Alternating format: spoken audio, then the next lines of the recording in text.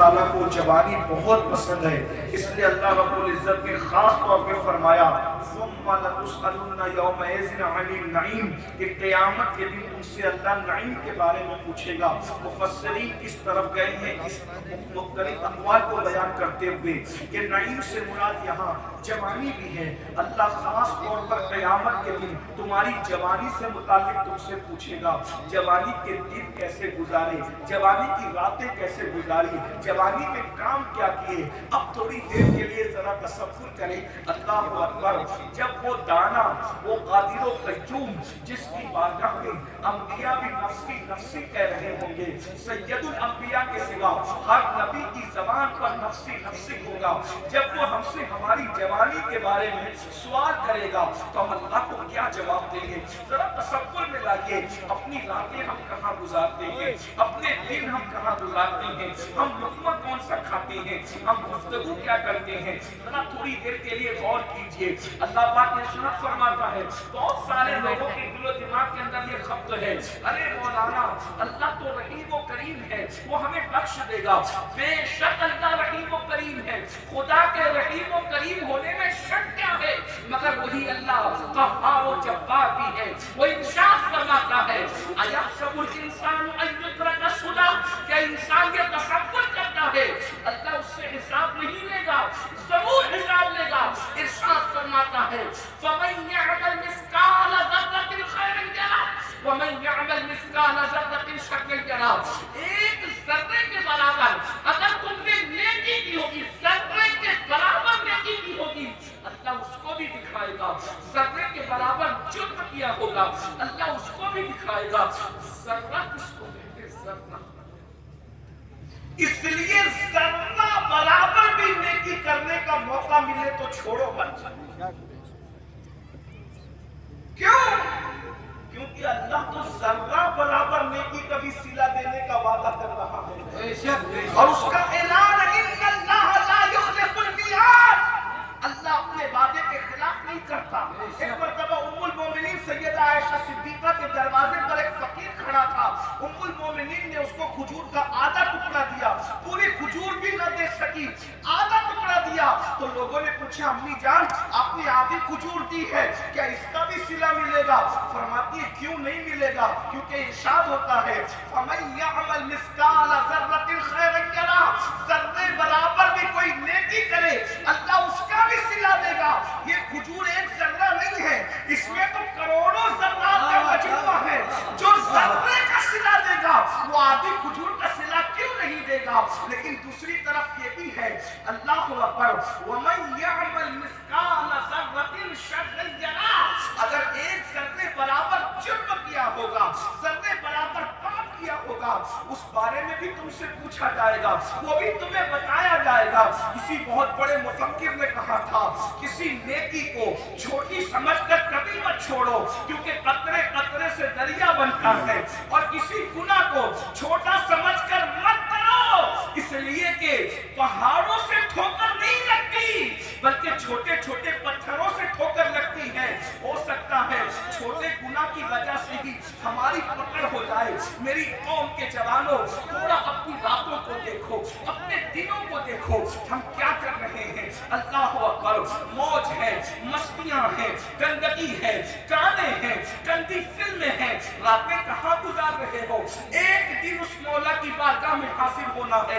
اللہ اکبر، ذرا غور تو کریں، بے باکی کا حال یہ ہے، زندگی میں نماز نہیں ہے، زندگی میں عبادت نہیں ہے، زندگی میں سچ بولنا نہیں ہے، زندگی میں تقویٰ نہیں ہے، آخرت کو بھول کر دنیا میں ڈوب کر جنت کا خواب دیکھنے والوں کبھی غور بھی کیا؟ جو جتنا بڑا تھا وہ اللہ سے اتنا ڈرتا تھا، جو جتنا اللہ کا مقرب تھا وہ اتنا زیادہ اللہ سے ڈرتا تھا۔ اللہ کے رسول مصطفیٰ جان رحمت صلی اللہ علیہ وسلم سے زیادہ اس کائنات میں اللہ سے ڈرنے والا کوئی نہیں ہے، نہ ان سے پہلے کوئی اتنا ڈرنے والا، نہ ان کے بعد کوئی اتنا ڈرنے والا۔ اگر آپ حضرات تھوڑی توجہ کریں، توجہ تو آپ کر ہی رہے ہیں، لیکن مجھے ایک بات یاد آئی، ہم حساب سے بے خوف ہیں، حساب سے بے خوف ہیں، ہم سے اللہ تو جنت میں ڈالتے ہیں، اور ہم جیسے کچھ بے باک لوگ بشکل وائز بھی آپ کے جان کے دشمن بنے ہیں کہ ہم لوگ تو اسٹیجوں سے تمہیں جنت پڑھتے ہیں، مفت کی جنت، اور آپ لوگ بھی خواب خرگوش میں فجر نہ پڑھو اور جنت، کیونکہ ہم عاشق رسول ہیں۔ اور عشق مصطفیٰ تو اتنا سستا ہو گیا آج کہ جس کو دیکھو وہ عاشق رسول بن رہے، اللہ کرے ہو، لیکن کسی چیز کا ایک معیار ہوتا ہے۔ صاحب قوت القلوب شیخ ابو طالب مکی رحمت اللہ علیہ حدیث لکھتے ہیں، یہ صوفیہ کے نزدیک صوفیہ سے پوچھئے کہ قوت القلوب وہ کتاب ہے جس کا وجود کشف المحجوب سے بھی پہلے ہے، اور صوفیہ کے نزدیک اس کتاب کی اہمیت کو سب جانتے ہیں، مجھے کوئی تعارف کرانے کی ضرورت نہیں ہے۔ صاحب قوت القلوب شیخ ابو طالب مکی رحمت اللہ علیہ حدیث لکھتے ہیں، حدیث رسول، کاش کہ میرے جوان دل کے کانوں سے سن لیں، اللہ کے رسول صلی اللہ علیہ وآلہ وسلم فرماتے ہیں، جو مجھ سے عشق کا دعویٰ کرے، یعنی عشق رسول کا جو دعویٰ کرے اور پوری رات سوتا رہے، میں محمد رسول اللہ اعلان کرتا ہوں کہ وہ جھوٹا ہے، جھوٹا ہے، اس لیے کہ وہ پوری رات سو رہا ہے، کیونکہ جو عاشق رسول ہوگا وہ پوری رات کبھی سو ہی نہیں سکتا، کیونکہ وہ راتوں کو اٹھے گا، درود شریف پڑھے گا، راتوں کو تلاوت قرآن کرے گا، راتوں کو وہ نمازیں پڑھے گا، جب سب سو جائیں گے تو اس کی راتیں اللہ کے سجدوں سے آباد ہوگی، اللہ کی عبادت سے آباد ہوگی، آنسوؤں سے آباد ہوگی، وہ رات کو سو نہیں سکتا۔ جو پوری رات سو، یہ نہیں کہتا کہ نہ سوئے، سونا ہے، لیکن عاشق پوری رات نہیں سو سکتا۔ عاشقوں کی فہرست تو بنائیے، کوئی ایک عاشق رسول بتائیے جو پوری رات سوتا۔ اللہ کے رسول فرما رہے ہیں جو پوری رات سو جائے وہ عاشق رسول نہیں ہو سکتا، وہ جھوٹا ہے۔ حضور کی بات مانے کہ اپنے نفس کی بات مانے؟ کس بلا کی ویسے ہے سرشار ہم، دن ڈھلا ہوتے نہیں ہوشیار ہم۔ عشق مصطفیٰ اتنا آسان تھا کہ صرف جلوس کے لیے جھنڈیاں لگانے سے عشق مصطفیٰ کی سند مل جاتی، صرف کنکمے لگانے سے عشق مصطفیٰ کی سند مل جاتی۔ میرے عزیز، جھنڈیاں لگانا ہمارے مسلک کی شناخت ہے، ہم اس سے کبھی رک نہیں سکتے۔ مصطفیٰ جان رحمت کی آمد پر کنکمے لگانا ہمارے مسلک کی شناخت ہے، ہم اس سے رک نہیں سکتے، لیکن اتنا ضرور کہنا چاہوں گا، عشق مصطفیٰ اتنا ہی سستا ہوتا تو حضرت سیدنا امیر حمزہ کا کلیجہ کیوں چبایا جاتا، خالد ابن ولید کے وجود کو چھلنی چھلنی کیوں کیا جاتا؟ آپ کیا سمجھ رہے ہیں؟ پہلی رات کا دولہا مصطفیٰ جان رحمت کی ندا پر پہلی رات کی دلہن کو چھوڑ کر کے جام شہادت نوش کرنے کے لیے جا رہا ہے، اور عاشق کا مقام تو دیکھیں، عاشق کے لیے قانون بدل دیے جاتے ہیں، عاشق کے لیے قانون۔ یہاں آپ جانتے ہیں علماء بھی موجود ہیں، اور ہماری خوش نصیبی تو یہ ہے کہ علماء کے ساتھ اس مسلک کا سجادہ موجود ہے جہاں صوفیہ اور علماء عقیدتوں کی نیاز پیش کرنے کے لیے آتے ہیں، جہاں شیخ المشائخ حضور اشرفی میاں جیسا صوفی بھی سرخمیدہ ہے، اور جہاں 108 علوم و فنون کا ماہر مجدد بھی سرخمیدہ ہے، اس مسلک کا سجادہ نشین ہمارے درمیان موجود ہے۔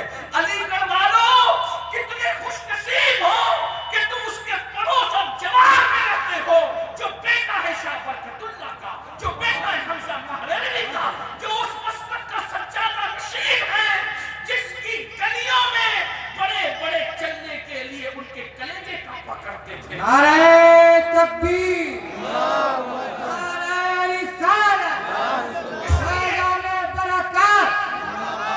اس لیے میں بڑی ذمہ داری سے بات عرض کرنا چاہتا ہوں، عاشق بن جاؤ تو تمہارے لیے قانون بدل دیے جائیں۔ کوئی عاشق تو بنے، سب اہل علم جانتے ہیں، جہاں جنبی ہوگا، یعنی جس پر غسل جنابت فرض ہوگا، وہاں رحمت کے فرشتے نہیں ہیں۔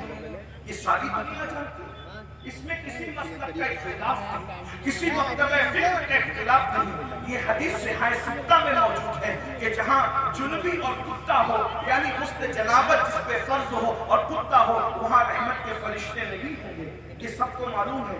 لیکن اب عاشق کا مقام دیکھیں، عاشق جہاں جنبی ہو وہاں فرشتے رحمت کے نہیں ہیں، اور حنظلہ ایسا عاشق رسول کیا بات کہ جس کے غسل جنابت کو فرشتے ادا کر رہے ہیں.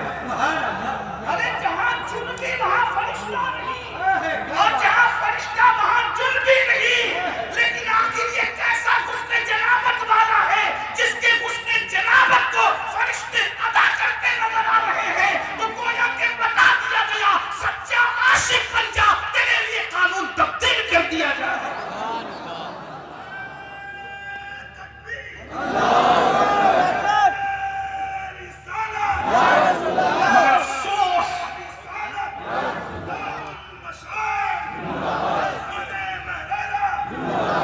مگر افسوس ہم نے تو صرف عشق کی باتیں کی ہیں، ہم نے عشق کی وادی میں قدم کب رکھا ہے. اور ایک بات یہ بھی بتا دوں، جو مسجد کے زینے پہ قدم رکھنے کی ہمت نہیں کرتا اسے عشق کے میدان میں قدم رکھنے کا حق کس نے دیا؟ اس لیے کہ جو اتنا کمزور حوصلے کا ہو کہ جو مسجد کے زینے پہ نہیں آ سکتا وہ عشق کے راستے پہ قدم کیسے؟ حضرت شاہ نیاز بے نیاز کا بڑا خوبصورت سا شعر ہے، بڑے مزے میں کہتے ہیں بل حوث پاؤں نہ رکھیو اس راہ کے بیچ، نفس کے غلاموں یہ تمہارا مقام ہی نہیں ہے، جو نیل قربان نہیں کر سکتے یار کے لیے اس کا کام ہی نہیں ہے. یہاں تو پہلی رات کی دلہن چھوڑنے والوں کی جگہ ہے، یہاں تو علی اصغر جیسا شہزادہ لٹانے والوں کی جگہ ہے، یہاں تو علی اکبر جیسے شہزادے کی جوانی لٹانے والوں کی جگہ ہے، یہاں تو گھر اور کنبہ لٹا کر بھی یار کی طرف سوالیہ نشانوں سے دیکھنے والوں کا مقام ہے. بل حوث پاؤں نہ رکھیو اس راہ کے بیچ، کوچے عشق ہے یہ رہ گزرے عام نہیں، کوچے عشق ہے یہ رہ گزرے عام نہیں. تو صاحب قطب القلوب حدیث لائے ہیں کہ اللہ کے رسول علیہ السلام فرماتے ہیں کہ جو پوری رات سوتا رہے وہ میرا عاشق نہیں. میں نہیں کہہ، مجھے تو کوئی حق ہی نہیں، اس لیے کہ میں سب سے آخری درجے کے عاشقوں میں بھی میرا نام آ جائے تو میری معراج ہے. لیکن میرے بھائیوں ذرا توجہ تو کرنا، اگر ہم عاشق رسول ہیں تو ہمارے موبائل کے اسکرین پر ہیرو کی تصویر تھی. اگر ہم عاشق رسول ہیں تو ہمارے گھروں میں اسلام کیوں نہیں ہے؟ بھئی ملک میں کسی ملک میں اسلام نافذ کرنے کے لیے بڑی مشکلیں ہیں، لیکن آپ کے گھر کے بادشاہ تو آپ خود ہیں، تو آپ کے گھر میں اسلام کیوں؟ اگر آپ عاشق رسول ہیں تو گھر میں اسلام نافذ کرنے سے کس نے روکا؟ زمینوں پر اسلام نافذ کرنے سے رکاوٹ ہے، ملکوں میں اسلام نافذ کرنے سے رکاوٹ ہے، گھر میں اسلام نافذ کرنے میں کیا رکاوٹ ہے؟ کیا ہمارے گھروں میں اسلام ہے؟ اگر اسلام ہے تو پھر ہمارے گھر کے بچے فجر میں سو کیوں رہے؟ اور اگر ہمارے گھر میں بچے فجر میں سو رہے، میں اکیلا فجر پڑھتا ہوں اور میری بیوی فجر نہیں پڑھتی تو میرا فجر پڑھنا مجھے مکمل فائدہ نہیں دے گا، کیونکہ قیامت کی دن اللہ پوچھے گا تو فجر میں اٹھا تھا، بیوی کو کیوں نہیں اٹھایا تھا؟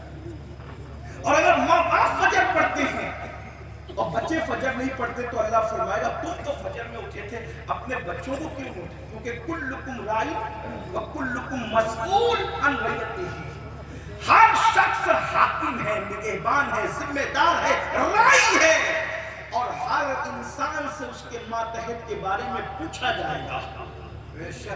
آپ کہیں گے شفقتیں اٹھانے میں کتنی سختی ہے علی گڑھ میں کہ ہم 6 بجے اپنے بچوں کو فجر میں کیسے اٹھائیں؟ بڑی معذرت کے ساتھ اگر آپ فجر میں نہیں اٹھاتے تو اسکول جانے کے لیے آپ کیسے اٹھا دیتے ہیں؟ کیونکہ اسکول نہیں جائے گا تو اس کی دنیا خراب ہوگی، اس کی دنیا سنوارنے کے لیے آپ اس کو اٹھا سکتے ہیں تو اس کی آخرت سنوارنے کے لیے کیوں نہیں اٹھا سکتے؟ آپ اسکول بھی پڑھیں گے کیونکہ ہمارا مذہب تو وہ ہے کہ دین اور دنیا تو لوگوں نے تقسیم کیا، ہمارے یہاں تو ساری تعلیم صرف دین ہی دین ہے. ہر علم کے سوتے قرآن سے پھوٹتے ہیں، ہر علم کی بنیاد کو قرآن فراہم کرتا ہے، تمام علوم کے سرچشمے قرآن مقدس سے حاصل کیے جاتے ہیں. لیکن میری آپ سے گزارش یہ ہے کہ ہمارے گھر میں اسلام کہاں ہے؟ اگر ہمارے گھر میں اسلام ہے تو ہماری بیٹیاں آدھی آستین کے کپڑے کیوں پہن رہی ہے؟ اگر ہمارے گھر میں اسلام ہے تو ہماری بچیاں پتلے پتلے اور باریک باریک لباس پہن کر کے گھر کے باہر کیوں جا رہی ہے؟ ہم تو سیدہ فاطمہ الزہرا کے نام پہ نعرے لگاتے ہیں، لیکن کیا کردار فاطمی بھی ہمارے گھر میں موجود ہے؟ اگر مولانا آ جائے تو ہماری بیویاں دوپٹہ اوڑھ لیتی ہے، مولانا دیکھ رہے ہیں تو بیویاں دوپٹہ اوڑھتی ہے، مولا دیکھ رہا ہے تو ہمارے گھر کی عورتیں بغیر دوپٹے کے کیسے ہیں؟ ہمیں مولانا کا جو خیال ہے، مولا کا خیال کب کیا جائے گا؟ کیا ہمیں جنت مولانا سے لینا ہے یا مولا سے لینا ہے؟ مولانا جیسا کوئی انسان دیکھے تو ہم اس کے سامنے بڑا لقمہ نہیں کھاتے، اور اللہ ہر وقت دیکھ رہا ہے، کیا کرپشن نہیں کرتے اس کے دیکھتے ہوئے، باپ دیکھ رہا ہو تو سگریٹ نہیں پیتے، اللہ دیکھ رہا ہے پھر بھی زنا کے اڈوں تک جاتے۔ تو اللہ پاک اپنے بندوں سے خود شکایت کر رہا، وما قدر اللہ حق قدری، کہ تم نے میری وہ قدر ہی نہیں کی۔ آج بہت افسوس کے ساتھ اگر اس آیت کو دل و دماغ میں کوئی اتار لے، میری قوم کے جوانوں، آپ کہتے ہو ہماری قدر نہیں کی جاتی، ہماری عزت نہیں کی۔ جو قوم اپنے رب کی قدر نہ کرے وہ قوم قدر کی نگاہوں سے کب دیکھی جائے گی؟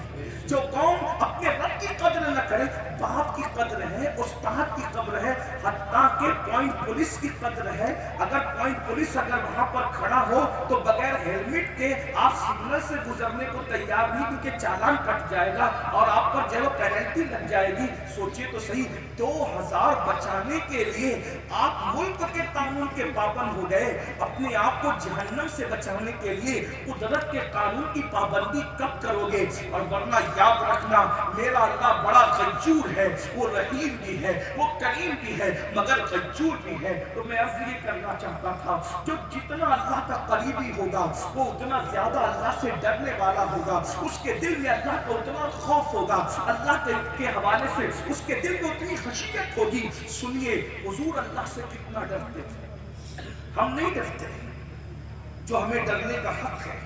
ہم تو جنت کے ٹھیکیدار، آرام سے بیٹھے ہوئے ہم جنت میں، حالانکہ قرآن کہہ چکا ان الابرار لفی نعیم وان الفجار لفی جحیم، نیکوں کے لیے جنت ہے، مجرموں کے لیے جہنم ہے۔ بھائی کتنی تعویلات کرو گے؟ تعویل پر کیا دین سے نکل جاؤ گے باہر؟ قرآن کہتا ہے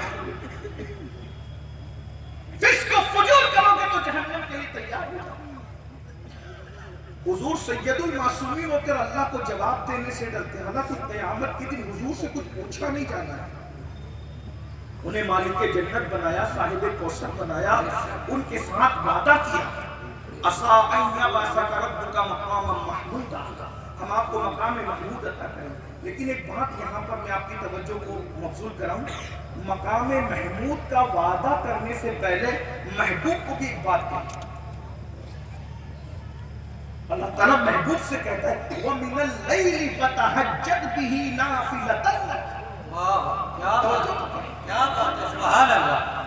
اس سے عبادت کی اہمیت بتا، جس کے چہرے کو دیکھنا اتنی بڑی عبادت ہے کہ جس کا چہرہ انسان کو صحابی بنا دیتا ہے، اس کو کہا جا رہا ہے وَمِنَ اللَّيْلِ فَتَهَجَّدْ بِهِ نَافِلَةً لَكَ۔ اے حبیب، رات کے وقت آپ تہجد کو ادا کریں، کہ انعام کیا ملے گا؟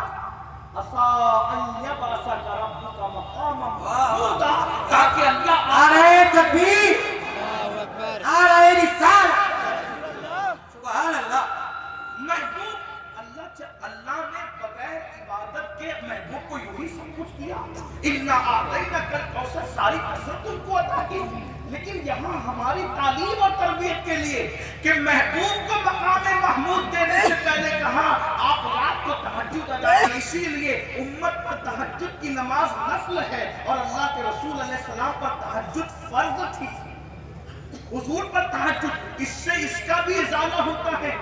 جو کہتے ہیں کہ ہم اللہ تک پہنچ گئے، اب ہمیں عبادت کی ضرورت نہیں ہے، ان کو پتہ ہونا چاہیے جو جتنا پہنچا ہوا ہوگا اس کو اتنا زیادہ عبادت کی ضرورت ہوگی، جو جتنا مقرب ہوگا، اس لیے کہ سب بندے ہیں ان پر 5 وقت کی ہے، اور جو بندے خاص ہے اس پر 6 وقت کی ہے۔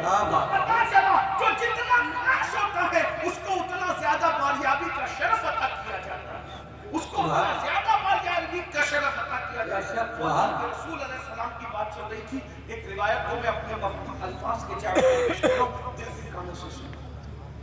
روایت یاد آ گئی، اس لیے پیش کی جا رہی ہے۔ اسلام کا ابتدائی دور ہے مدینہ المنورہ۔ ابھی اللہ کے رسول صلی اللہ علیہ وآلہ وسلم اور حضور کے اصحاب مدینہ منورہ آئے ہیں، اور حالات اتنے دیگرگون ہیں کہ صحابہ کرام کو کئی دن تک کے کھانا میسر نہیں۔ یہ بھی تاریخ اسلام کی کہ جن کے صدقے میں اب پوری امت کھا رہی ہے، ان لوگوں نے اپنی زندگی کو بہت مشقت میں گزارا، حتیٰ کہ انہیں رات کے وقت کھانا بھی نصیب نہ ہوتا تھا، اور وہ پانی پی کر کے زندگی گزار لیتے تھے۔ اور حضور کے گھر کا حال تو اور بھی الگ انداز کا تھا، نرالے انداز کا تھا، کہ ام المومنین کہتی ہے ایک چاند طلوع ہو کر کے غروب ہو جاتا اور پورا مہینہ حضور کے گھر میں چولہا نہیں جلتا، پھر دوسرا مہینہ آتا اور وہ بھی گزر جاتا اور حضور کے گھر میں چولہا نہیں جلتا، اور تیسرا مہینہ بھی آتا اور تین مہینے ہو جاتے حضور کے گھر میں چولہا نہیں جلتا۔ تو پھر پوچھا کہ گزارا کس پر ہوتا تھا؟ تو ام المومنین کہتی ہے قالت اسودین، دو کالی چیزوں پر ہم گزارا کرتے، کھجور اور پانی۔ سبحان اللہ۔ یہاں پر جو لوگ سائنس پڑھتے پڑھاتے ہیں ان کی معلومات میں اضافہ تو نہیں کر سکتے، لیکن اتنا ضرور کہہ سکیں گے کہ اسی لیے امام اہل سنت سید اعلیٰ حضرت سے کسی نے پوچھا کہ پانی کا رنگ کیسا ہے، تو آپ نے فرمایا کہ پانی کا رنگ کالا ہے، اور دلیل میں انہوں نے یہی حدیث پیش کی کہ پانی کا رنگ کالا ہے، کیونکہ جب اتنی بڑی محققہ، اتنی بڑی فقیہہ حضور کی ڈائریکٹ جسے شاگردہ ہونے کا شرف حاصل ہے، جب انہوں نے پانی کو کالا کہہ دیا، تو پھر اسی لیے امام نے جو ہے پانی کو کالے رنگ کا اس حدیث کی روشنی میں پیش کیا۔ بہرحال یہ ایک الگ تحقیقی موضوع میں اس کو نہیں چھیڑتا، لیکن ام المومنین فرماتی کہ 3 مہینے گزر جاتے اور حضور کے گھر میں چولہا نہیں جلتا، کھجور اور پانی پر گزارا ہوتا۔ ایک دن ایسا ہوا کہ اللہ کے رسول صلی اللہ علیہ وآلہ وسلم چلچلاتی ہوئی دھوپ میں اپنے گھر سے نکلے، اور سیدنا صدیق اکبر سیدنا فاروق اعظم سے ملاقات ہوئی، اور دونوں بزرگ کو حضور سے سامنا ہوا، تو حضور علیہ السلام نے ان سے پوچھا کہ یہ چلچلاتی دھوپ میں کدھر گھوم رہے ہو، کدھر جا رہے ہو؟ تو دونوں نے اللہ کے رسول کی بارگاہ میں، کیونکہ جانتے تھے کہ جس کی نگاہ سے خدا کی ذات نہ چھپی، اس کی نگاہ سے ہمارے حالات کیا چھپ سکتے ہیں، تو عرض کیا کہ یا رسول اللہ، گھر میں فاقہ کشی نے اتنا بے چین کیا کہ اب بھوک برداشت نہیں ہوتی، تو سوچا کہ باہر نکلتے ہیں۔ مانگنا تو کسی سے نہیں ہے، یہ ان کی غیرت توحید تھی کہ کسی سے نہیں مانگیں گے، لیکن کوئی چہرے پر بھوک کے آثار دیکھ کر اپنے گھر کا مہمان بنا کر کھانا تو ضرور کھلائے گا۔ اللہ کے رسول صلی اللہ علیہ وسلم کو دونوں نے عرض کیا، تو اللہ کے حبیب علیہ السلام نے بھی فرمایا کہ اچھا بھوک کی وجہ سے باہر ہو، تو انہوں نے پلٹ کر سوال کر دیا ہمارے ماں باپ آپ کے قربان، حضور اس دھوپ کے موقع پر آپ بھی تو باہر نہیں نکلتے، آپ کس ضرورت کے تحت باہر آئے؟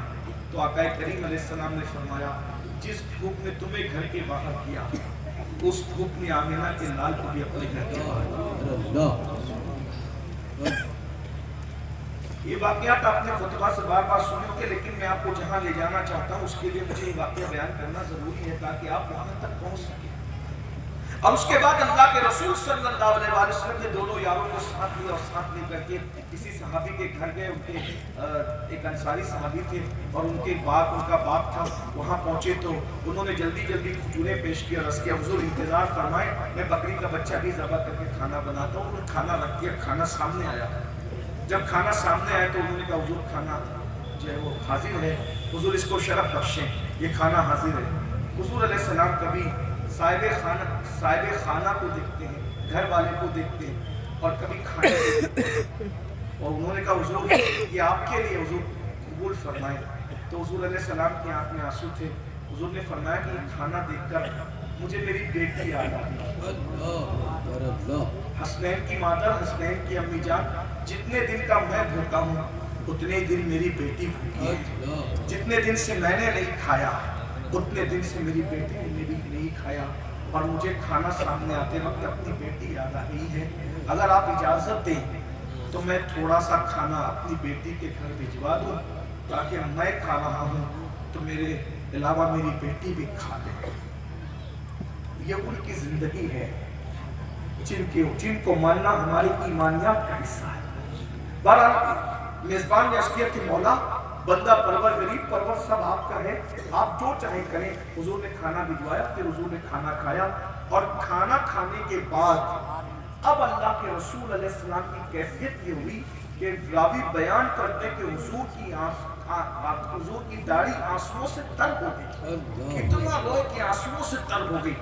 تو انہوں نے پوچھا یا رسول اللہ جب بھوکے تھے اس وقت آنکھ میں آنسو نہیں تھے، اب کھانا کھانے کے بعد آپ کی آنکھوں میں اتنے آنسو کہ داڑھی آنسوؤں سے تر ہو گئی، حضور رونے کی وجہ کیا ہے؟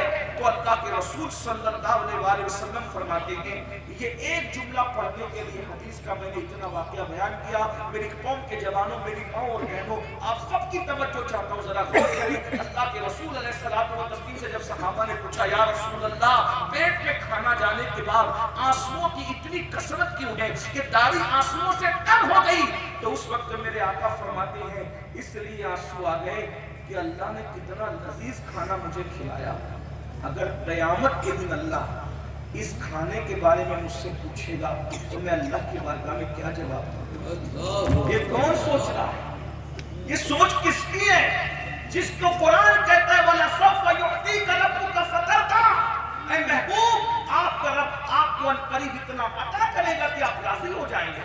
جنت کی کنجی جس کے ہاتھ میں دی گئی ہے، جس کو جنت کا مالک و مختار بنایا ہے، جس کو کائنات کا مالک و مختار بنایا ہے، جس کے لیے فرمایا آپ کو پیدا کرنا مقصود نہ ہوتا تو کائنات کو پیدا نہ کرتے، آپ کو پیدا کرنا مقصود نہ ہوتا تو اپنی ربوبیت کا اظہار نہ کرتے.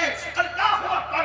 جس کے رخ بددعا کی قسم اٹھائی جاتی ہے، جس کی زلف بلغے کی قسم اٹھائی جاتی ہے، جس کے تبسم کی قسم اٹھائی جاتی ہے، جس کے تکلم کی قسم اٹھائی جاتی ہے، جو چادر اوڑھ لے تو اس انداز دلربانہ کی قسم اٹھائی جاتی ہے، جو چلے تو خاک گزر کی قسم اٹھائی جاتی ہے.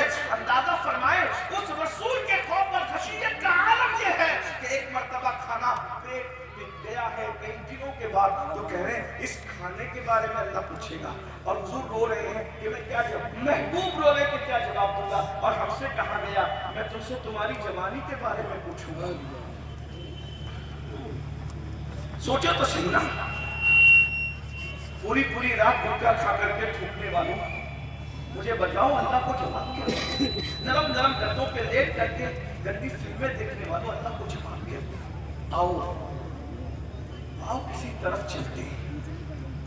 ایک دن وہ آئے گا جوانی ڈھل جائے گی، جیسے سورج کو عروج کے بعد زوال ہے، پھول کھلنے کے بعد مرجھا جاتے ہیں، جیسے چاند بدرے کامل ہونے کے بعد گھٹنا شروع ہو جاتا ہے، ویسے ہمیں بھی جوانی بڑھاپے میں بہت جلدی ہے. جوانی کہتے اسے ہیں جو جانے کے لیے آتی ہے، اور بڑھاپا کہتے اسے ہیں جو آنے کے بعد کبھی نہیں جاتا بلکہ اپنے ساتھ ہمیں لے جاتا ہے. اس کو سمجھنے کی کوشش کیجیے.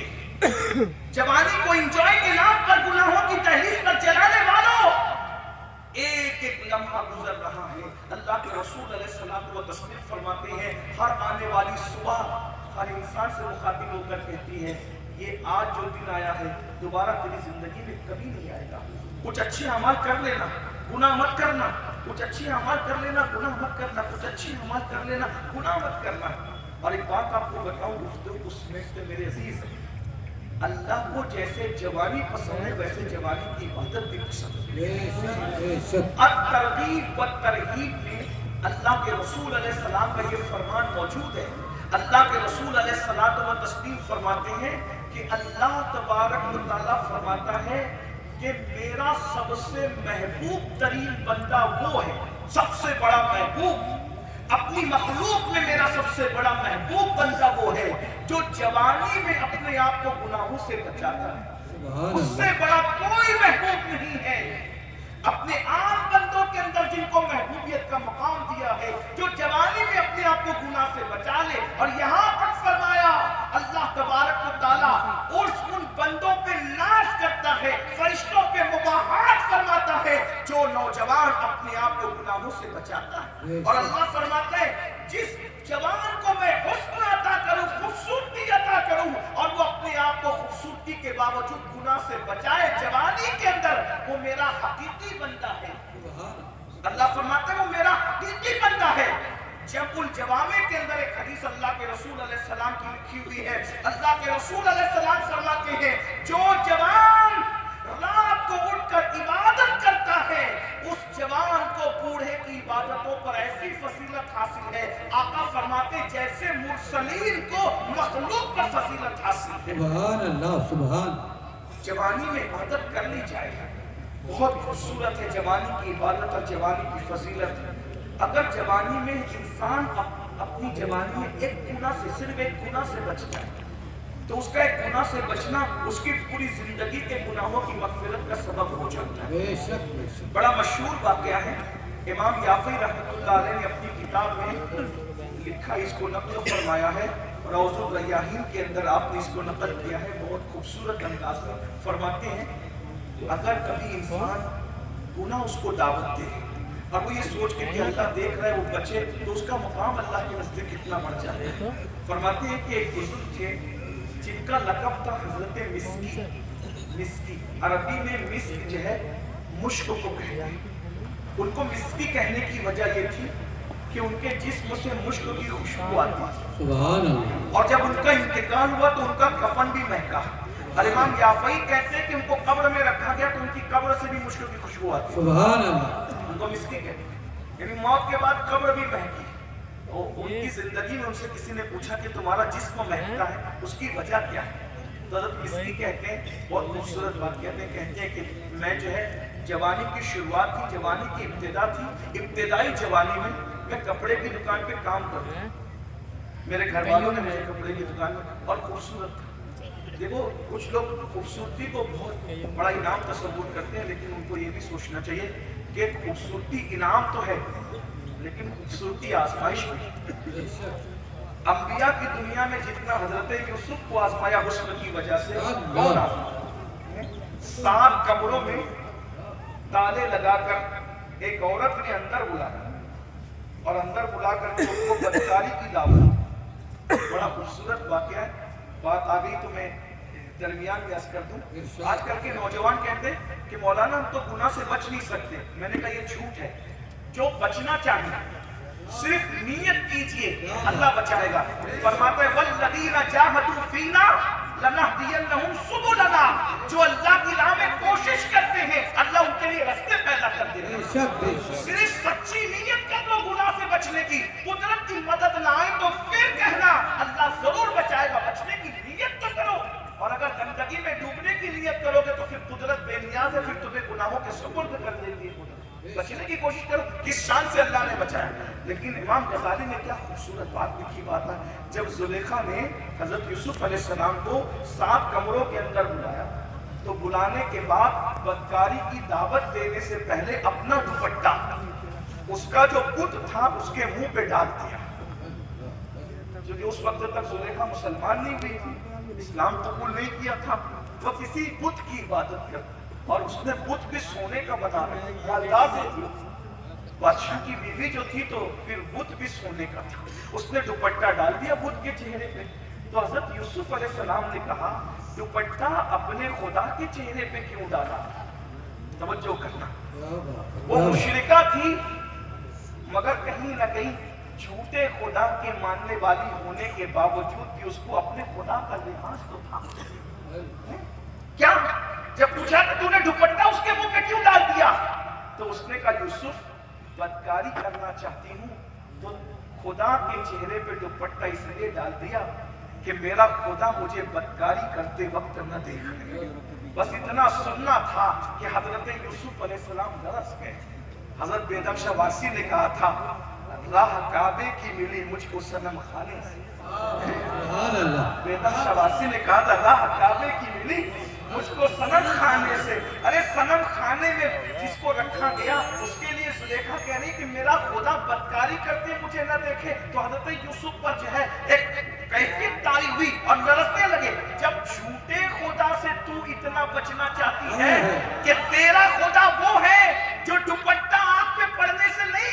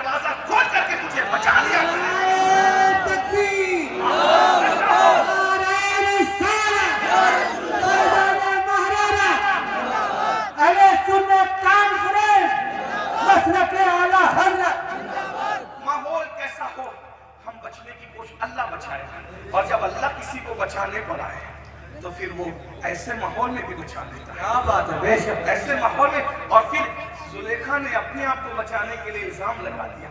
तो जरा गौर तो करें, हम बदनाम कर देंगे अगर गुनाह नहीं करें। तवज्जो तो करें, अगर गुनाह नहीं करोगे तो हम बदनाम कर देंगे। हजरत यूसुफ ने कहा बदनामी मोल ले लेंगे मगर यार को नाराज नहीं करेंगे। और फिर खुदा की शान तो देखो, जब जुलेखा ने अपने शौहर से कहा कि इसने मेरी आबरू पे हाथ डाला, तो जुलेखा के खानदान के दूध पीते बच्चे की अल्लाह ने बेज़बानी में गोयाई अता की, और वो झूले से कहने लगा कि जिसका दामन आगे से चाक है वो कसूरवार है, जिसका दामन पीछे से चाक है वो बेकसूर है। दामन देखा जाए, हजरत यूसुफ का दामन पीछे से चाक था क्योंकि वो पकड़ने के लिए दौड़ी थी। और अल्लाह अकबर, और फिर हजरत यूसुफ की मासूमियत की गूंज मिस्र में आज तक के है। अल्लाह अकबर, पता चला वो तो अल्लाह के नबी थे, मासूम थे, लेकिन अगर कोई बंदा गुनाह से बचना चाहे तो उसको अंबिया का सदका तो मिलता है। किस तरह मिलता है सुनिए। हजरत मिस्की से किसी ने आप इतने महकते कैसे? का वजह एक है, खूबसूरत था, जवान था, एक नौकरी करता था, बहुत खूबसूरती अल्लाह ने दी। एक लड़की को मेरा हुस्न भा गया और उसने मेरे साथ मक्र किया, मिस्र की मक्र वाली औरतों की तरह, कि मुझे कपड़ा खरीदने के बहाने बुलाया, और जब मैंने थान पेश किया तो कहा थान से ज्यादा खूबसूरत तो तू है, और मुझे बदकारी की दावत दी। मैं लरस गया। उसने कहा अगर बदी नहीं करोगे तो तुम्हें बदनाम करेंगे।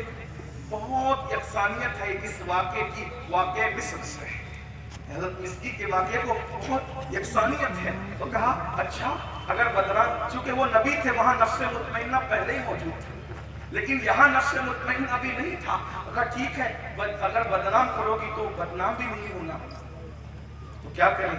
और एक तदबीर अभी कुछ दिमाग नहीं चल रहा है, कहीं बैठते हैं। बैठे कहाँ?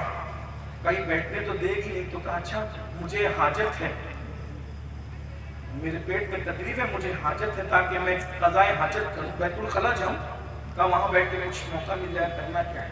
अंदर गए तो उसने, अच्छा उसने भी होशियार थी, ऊपर की तरफ टेरिस पे भेजा बैतुल खला का, जहां पर बैतुल खला बना हुआ था, वहां बैठ के सोचने लगे करें क्या करें क्या। हज़रत मिस्की कहते मैंने सोचा ये मेरे हुस्न की दीवानी, इसको मुझसे प्यार नहीं है, इसको तो मेरे हुस्न से प्यार है। तो एक काम करते हैं, गुनाह की नबूसत और निजासत, गुनाह की नजासत पाखाने की नजासत से बड़ी है, क्योंकि पाखाने की नजासत तो चंद चुल्लू पानी से धुल सकती है, लेकिन गुनाह की नजासत जो दिल पे लगेगी उसको 7 समुंदर का पानी भी धुल नहीं सकता। तो गुनाह की नजासत से बचने के लिए मिस्की ने गंदगी और गलाजत को उठाया और पूरे बदन पे मल लिया, और मल करके आंखें बड़ी करके बाहर आए। तो उसने कहा पागल पागल करके जब बदबू जिस्म से आई तो वो खुद भी भागी और इनको भी छोड़ दिया। ये घर गए, गुस्ल किया और गुस्ल करके शुक्राना अदा किया, अल्लाह तूने मुझे इतने बड़े गुनाह से बचा लिया। बस रोते रोते आंख लगी। इमाम याफई लिखते हैं कि ख्वाब में खूबसूरत वजूद को देखा। उसने कहा तेरा वाकया हजरत यूसुफ के वाक़े से कितना मुशाबिह है। ऐ जवान, तूने गुनाह से अपने आप को बचाने के लिए गलाजत को अपने बदन पे मल लिया और अल्लाह को तुझ पे प्यार आया, तो अल्लाह ने मुझे भेजा ताकि मैं तुझसे मुसाफा करूं, तेरे बदन पे हाथ फेरूं। कहा वो जवान आया, उसने मुझसे मुसाफा किया, मेरे बदन पे हाथ फेरा, मुसाफा किया तो हाथ महका, बदन पे हाथ फेरा तो पूरा बदन महका, कपड़े महके। मैंने कहा बुजुर्ग बताएं तो आप कौन हैं जो मुझे महका रहे हैं? तो कहा कि मैं जिब्रील अमीन हूं और अल्लाह ने मुझे तेरी हौसला अफजाई के लिए भेजा है कि तूने अपने आप को कितने बड़े गुनाह से बचाने के लिए तूने गलाजत की भी परवाह नहीं की। इमाम याफई कहते हैं जब वो ख्वाब से बेदार हुए तो भी जिस्म महक रहा था, कपड़े महक रहे थे, और जिस गली से गुजर जाते थे वो गली भी महका करती थी, हत्ता के बाद मिसाल कफन भी महका, कब्र भी महकी। मुसलमानों, ये एक गुनाह से बचने का इनाम है। काश आज मेरी कौम के जवान जो अपनी जिंदगी को गुनाह के नाम कर चुके हैं, जाते जाते इतना कहूं, ये तकरीर सुनकर ये मत समझो कि इस्लाम इंजॉय से मना करता, नहीं। इंजॉय की जितनी इजाजत इस्लाम देता है कोई मजहब नहीं देता। अद्दीन और युस्र, हमारा दीन आसान है। दूसरे मज़ाहिब में सैर नहीं कर सकते, एक जगह आप बैठने अगर आपको मजहबी बनना है, पहाड़ों में बैठो, गारों में बैठो, अच्छा मत खाओ, अच्छा मत पहनो, आप खड़ाओ पहनो, पूरा कपड़ा नहीं पहन सकते, सर्दी गर्मी में बगैर लिबास के आप कपड़े लपेट कर रहो, ये हाल है। लेकिन अपने मजहब में अच्छा कपड़ा पहनो, अच्छा खाना खाओ। पहाड़ों में खुदा नहीं मिलता, खुदा तो अपने मखलूक की खिदमत करने से मिलता है।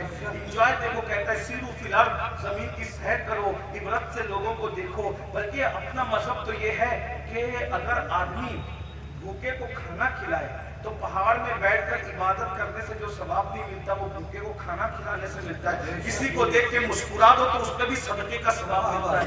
सैर करने किसने मना किया? जब नबी सैर करने जा रहे हैं तो उम्मती को सैर करने से किसने मना किया? लेकिन यही कहा जा रहा है, सैर करने जाओ तो शराब न पीना, दूध पीना। नबी भी सैर के लिए गए, अल्लाह ने उम्मत की तालीम के लिए दूध भी पेश किया, पानी भी पेश किया, शराब भी पेश किया। लेकिन नबी ने शराब नहीं पिया, नबी ने पानी भी नहीं पिया, नबी ये बात में दूध को पसंद फरमाया। तो जिब्रील अलैहिस्सलाम ने कहा था, अगर पानी पीते तो पूरी उम्मत डूब जाती, डूब के मरती, शराब पीते तो उम्मत गुमराह हो जाती। आपने फितरत को पसंद किया, आपने दूध पिया, दूध आपने दूध। तो हुजूर ने बताया, सैर करो तो दूध पियो, सैर करो तो गाना मत गुनगुनाओ, सैर करो तो कुरान पढ़ो, अल्लाह की निशानियों में गौर करो, हराम काम मत करो। इंजॉय की इजाजत दी इस्लाम ने, जवानी को पूरी मुकम्मल इंजॉय के साथ गुजारो, बस गुनाह मत करो, हराम काम मत करो, हराम से बचो। अल्लाह के रसूल सल्लल्लाहु अलैहि वसल्लम फरमाते हैं, सुनिए जरा गौर के साथ, कि अल्लाह को हराम से बचना कितना पसंद है। नेकियां हजारों करने से ज्यादा एक हराम से बचना अल्लाह को बहुत पसंद है। बल्कि इमाम मालिक तो यहाँ तक फरमाते हैं कि जो एक हराम काम से बचे, अल्लाह उसको 40 हज से ज्यादा सवाब अता फरमाता है, एक हराम से बचने पर। आज पूरी ताकत हमने लगा दी है नेकियां करने पर, जबकि इस्लाम कहता है हराम से बचो। निगाह को हराम से बचाओ, कानों को हराम से बचाओ, पेट को हराम से बचाओ और एंजॉय भरपूर करो। अल्लाह ताला से दुआ करता हूँ, अल्लाह हमारी कौम के जवानों को शऊर अता करे, इनके शऊर बेदार करे, हराम से बचने की तौफीक अता फरमाए। निगाहों पे कंट्रोल करो, ज़बान पे कंट्रोल करो, कानों पे कंट्रोल करो, इसलिए कि अल्लाह इरशाद फरमाता है, व तुकल्लिमुना अयदीहिम व तशहदु अर्जुलुहुम बिमा कानू यक्सिबून। अल्लाह तुम्हारे मुंह पे मुहर लगाएगा और तुम्हारे आज़ा अल्लाह से कलाम करेंगे। अल्लाह हमसे गाफिल नहीं है, वो हमारा सब कुछ देख रहा है। अल्लाह तबारक व तआला हमारी कौम को जो है वो तौफीक बख्शे कि हमारे नौजवान जो है वो बुराइयों से बचे। और मुझे ये हुक्म है, क्योंकि अब मेरा टाइम पूरा हुआ, हुजूर शहजादा वाला तबार मखदूम इब्न मखदूम सैयद अमान मियां साहब ने फरमाया था कि कम से कम 1 घंटा तो खिताब करना, और माशाल्लाह उससे ज़्यादा वक्त तो हो गया। लेकिन बहरहाल मुझे फरमाइश आई है, मैं एक रिवायत पढ़ता हूँ हुक्म के मुताबिक। आज हमारे जवान हराम में जो सबसे ज़्यादा हराम काम कर रहे हैं, वो एक तो बदकारी है, ज़िना है, और दूसरा नशा है। और नशे को जानबूझकर प्रमोट किया जा रहा है मुस्लिम माशरे में। वजह क्योंकि अच्छा, जो नशे को प्रमोट कर रहे हैं हमारे माशरे में, वो हमसे मोहब्बत नहीं करते, बल्कि ये एक तीर से 2 शिकार है कि तुम्हारे टैलेंट से इतनी लोगों को, इतना खौफ है लोगों को, इतना खतरा है कि वो जानते हैं कि तुम पढ़ोगे ना तो तुम्हारा मुकाबला कोई नहीं कर सकता। आप देखिए, हिंदुस्तान को सजाने से लेकर एटमी ताकत अता करने तक किसकी सलाहियतें? क्या आज तक ताजमहल जैसी इमारत कोई और तामीर कर सका? हिंदुस्तान को एटमी ताकत किसने दी? आज जब अपनी एटमी ताकत पे फख्र करते हैं, अपने मुल्क को हम बिल्कुल महफूज तस्वुर करते हैं, बोलो एटमी ताकत अता करने वाला कलमा पढ़ने वाला था कि नहीं था?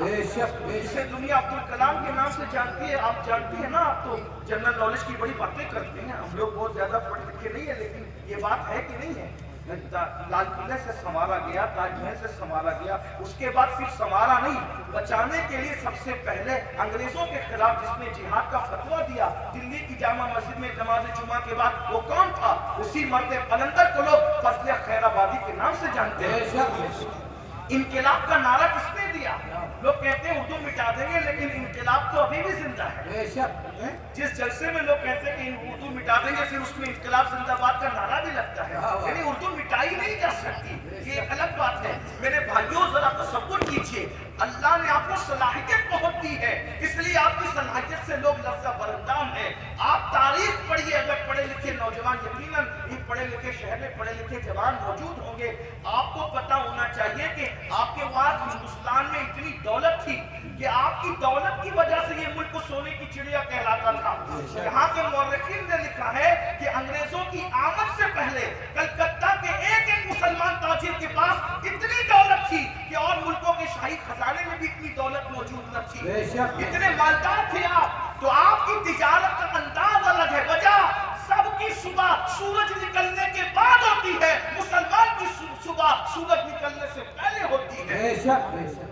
इसलिए मेरी गुजारिश, सबकी शाम सूरज गुरूब होने पर हो जाती है और हमारे लिए सोने का वक्त इशा की नमाज के बाद होता है। हम उठते और कौमों से पहले हैं, सोते और कौमों के बाद हैं, तो जो ज्यादा जगेगा वो ज्यादा तरक्की करेगा। और एक बात बताऊं, और जगह पर मजहबी लोग ताजिर नहीं है, लेकिन हमारे यहाँ हमारा नबी भी ताजिर, हमारे सहाबा भी ताजिर, हमारे औलिया, हमारे मुर्शिद हुजूर गौसुल आजम दस्तगीर तो इतने बड़े ताजिर थे कि उनका माल तिजारत कई मुल्कों में जाता था।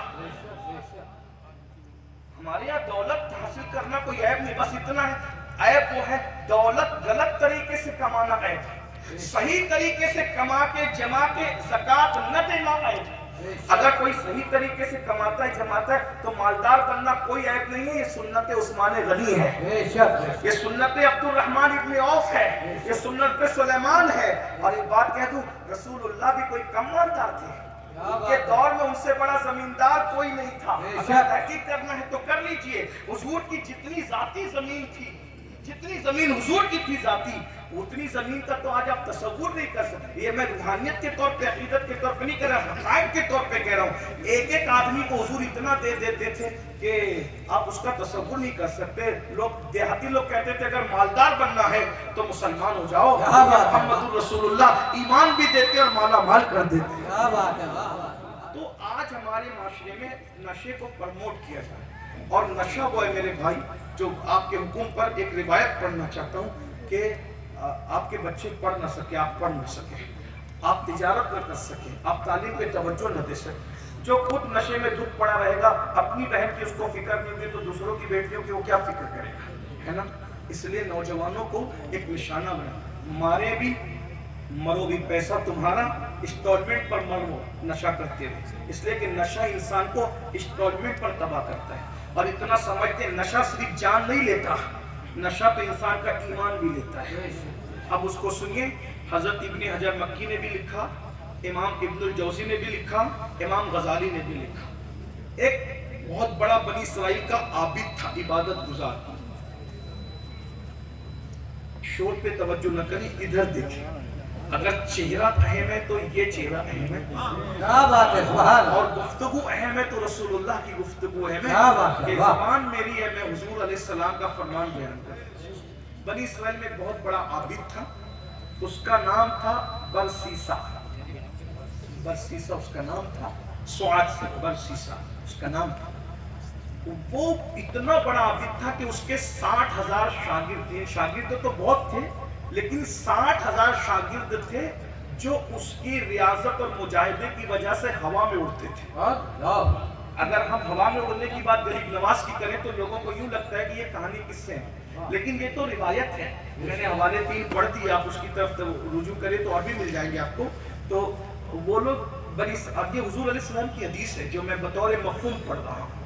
बतौर मफ़हूम इसलिए हम पढ़ते हैं कि कहीं अपनी तरफ से इजाफा हो जाए तो हुजूर की तरफ कोई झूठ मंसूब ना हो, इसलिए मैं बतौर मफ़हूम पढ़ रहा हूँ। एहतियात का तकाजा तो यही है कि हमारी ज़बान का और हदीस रसूल का, वो सुखन है जिसमें सुखन न हो, वो बयां है जिसका बयान है, वो गुल है लबहाए नाजुक उनके, हजार झड़ते हैं फूल जिनसे, गुलाब गुलशन में देखे बुलबुल, ये देख गुलशन गुलाब, पूरा गुलशन सिमट आता है मुस्तफ़ा जाने रहमत की लबों से, ऐसे फूल झड़ते हैं। तो जल्दी जल्दी बात पूरी कर रहा हूँ, टाइम ज़्यादा हो रहा है, और हमें इंशाअल्लाह हुजूर ख़ानदान बरक़ात की आबरू امین طریقت، امین شریعت، امین قادریت، امین اہل سنت، واہ واہ سبحان ہم سب سنیوں کی ریڑھ کی ہڈی، بے شک بے شک جس کی شفقتیں ہمیں نئی جان عطا کرتی کیا ہیں، بات ہے کیا بات جس کے چہرے کی زیارت ہمارے لیے آب حیات کا درجہ رکھتی ہے۔ کیا بات ہے واہ انشاءاللہ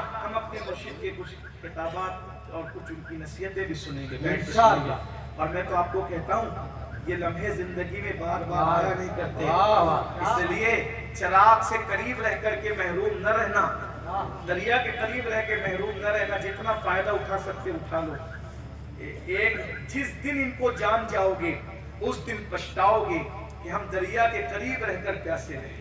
اس لیے اگر آپ میں کے بہت سارے ایسے میرے نوجوان بھائی ہیں کہ جو کسی سے مرید نہیں ہوئے تو ان کے لیے سنہری موقع ہے، حضرت سے مرید ہو، حضرت سے مرید، اس لیے کہ ہمارے بزرگوں سے ہم نے سنا ہے کہ اس وقت ہندوستان کی زمین پر چند چہرے ایسے ہیں جو پیر ہونے کا حق رکھتے ہیں۔ کیا بات ہے واہ سبحان ہاں، ان میں سر فہرست جن کا نام لیا جا سکتا ہے وہ حضور امین ملت کی ذات ہے۔ بے شک میں اللہ کو گواہ بنا کر کہتا ہوں میری طبیعت میں کوئی چاپلوسی نہیں۔ لوگ مجھ سے اسی لیے کرتے رہتے ہیں کہ لوگ مجھے 20-25 سال والے کورسوں میں بلاتے تو میں کہتا ہوں کہ میں نہیں آ سکوں گا، کیونکہ آپ بلاؤ گے تو کہو گے کہ میرے ابا جی کرامت بیان کرو، اور میں انہیں جانتا ہوں کہ وہ قرضہ لے کر کے بھاگے تھے اور وہیں ان کا انتقال ہوا تھا، تو میں مقروض کر کی کرامت کیسے بیان کروں؟ تو لوگ مجھ سے ناراض رہتے ہیں، ہم نہیں بیان کرتے، لیکن یہ کیونکہ ہمیں اللہ کو منہ دکھانا ہے، مگر آپ کو سچائی کی طرف مشورہ بھی تو دینا ہے، کیونکہ آپ میدان میں کھڑے، خدا نے ہمیں چھت پہ کھڑا کیا ہے، تو میدان میں کھڑے رہنے والوں کو جو نظر آتا ہے چھت پہ کھڑے رہنے والوں کو اس سے زیادہ نظر آتا ہے۔ ہم یہاں چھت پہ کھڑے ہیں تو ہم جان رہے کہ حضور امین ملت کیا ہے، حالانکہ مکمل حقیقت ہمیں بھی پتہ نہیں ہے، لیکن ہم نے تو جتنا سنا ہے نا بزرگوں سے۔ آپ سمجھتے کیا ہیں؟ ماہریرہ کو سمجھتے کیا؟ جس دن ماہریرہ کو سمجھ جاؤ گے پتہ چلے گا بڑے بڑے وہ جو کسی کو نہیں مانتے تھے ماہریرہ مطالعہ آ کر سرنڈر ہوئے ہیں۔ کیا بات ہے آپ کیا سمجھتے ہیں ماہریرہ کو؟ اور یہ بات یاد رکھنا، ماہریرہ آ کر کسی نے ماہریرہ کی عظمت نہیں بڑھائی ہے، کیونکہ ماہریرہ اتنا بڑا ہے کہ اس کی عظمت کو ہم نہیں بڑھا سکتے۔ جو ماہریرہ سے وابستہ ہوا ہے اس نے اپنے آپ کو بلند کیا ہے۔ سبحان اللہ نعرہ تکبیر نعرہ رسالت اولاد نبوت کو کون بڑھا سکتا ہے؟ تعریف کے محتاج نہیں آل محمد، پھولوں کو کبھی عطر لگایا نہیں جاتا۔ ہم اس کی خوشبو میں کیا؟ حضور تاج الفہول ہو، ماہریرہ آنے سے پہلے وہ مولوی عبد القادر تھے، تاج الفہول بنایا ماہریرہ مطالعہ نے۔ کیا بات واہ واہ حضرت فضل رسول ہوں، سیف اللہ المسلول بنایا ماہریرہ مطالعہ نے۔ 25 سال 24 سال کی جو بھی عمر میں وہ بریلی شریف کا جو جوان عالم و فاضل آیا تھا وہ عالم و فاضل بن کر آئے تھے، اعلیٰ حضرت بنایا ماہریرہ مطالعہ۔ 6 مہینے کا بچہ گود میں دیا، اسے مفتی اعظم بنایا ہے ماہریرہ واہ واہ واہ سبحان اللہ حجت الاسلام بنایا ماہریرہ مطالعہ نے، مفسر اعظم بنایا ماہریرہ مطالعہ نے، اور تاج الشریعہ بھی بنایا ماہریرہ مطالعہ نے، صدر الشریعہ بھی بنایا ماہریرہ مطالعہ نے، ملک العلماء بھی بنایا ماہریرہ مطالعہ نے، شیخ سنت بھی بنایا ماہریرہ مطالعہ نے، حافظ ملت اور مجاہد ملت بھی بنایا ماہریرہ مطالعہ نے۔ اب بتائیں نا کہ ماہریرہ کے سوا اگر ماہریرہ کو چھوڑ دو تو ہمارے پاس بچتا کیا؟ ہماری ساری نسبتوں کی جو لاج اور حیا اور شرم ہے بارگاہ رسالت میں، اس کا سب سے بڑا اگر کوئی روشن مینار ہے تو اسے ماہریرہ مطالعہ کہتے ہیں۔ بہرحال تو میں اپنی گفتگو سمیٹ لوں، اور میں نے ایک مشورہ دیا اپنے جوانوں کو کہ قادریت کا پاورفل اگر کنیکشن جوڑنا ہے بارگاہ رسالت سے تو پھر ماہریرہ شریف سے جڑو، اور پھر ماہریرہ میں ان سے بڑا پاور ہے، جس کو رفیق ملت جیسے لوگ، ایسے کلندر جیسے لوگ بڑا بھیا کہتے ہیں، جو حضور سرکار رفیق ملت کا ہی بڑا بھیا ہو تو پھر آخر وہ کتنی بڑی ہستی ہے۔ بہرحال اللہ ہمارے حضور آبروئے خاندان برکات سید امین ملت کو بہت لمبی عمر دے، بہت لمبی عمر دے، اہل سنت پر ان کا سایہ عافیت کے ساتھ، خیر کے ساتھ، صحت کے ساتھ، تندرستی کے ساتھ तलाश करे, उमर नू अता फरमाए। उमर नू। किसी ने मुझसे कहा कि अपने मुर्शिद को उमर नू की दुआ क्यों देता है, उमर खिजरी की दुआ सब देते हैं। मैंने कहा खिजर की उम्र में इख्तिलाफ है, लेकिन हजरत नूह की उम्र में कोई इख्तिलाफ नहीं है। मैं अपने मुर्शिद को वो दुआ करना चाहता हूँ कि जो उम्र के एतबार से कोई इख्तिलाफ ही नहीं, इख्तिलाफ से बाला ये दुआ है कि अल्लाह ताला हमारे मुर्शिद को उम्र नूह अता फरमाए, आमीन, सेहत दे, आमीन। तंदुरुस्ती दे, अहले सुन्नत पर इनका साया दराज करे और इनके साथ वो